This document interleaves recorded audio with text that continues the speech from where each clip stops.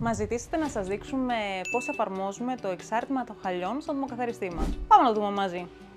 Εμείς σήμερα έχουμε τον ατμοκαθαριστή SC4. Φοράμε τα δύο κονταράκια, το πέλμα δαπέδου και το πανί δαπέδου και πάμε να προσαρμόσουμε το carpet slider.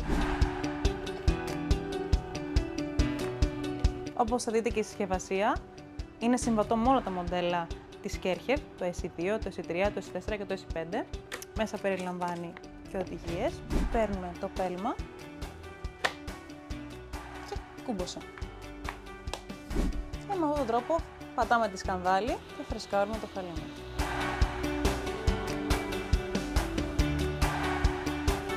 Και με ένα κλικ το αφαιρούμε και συνεχίζουμε το σφουγγάρισμα.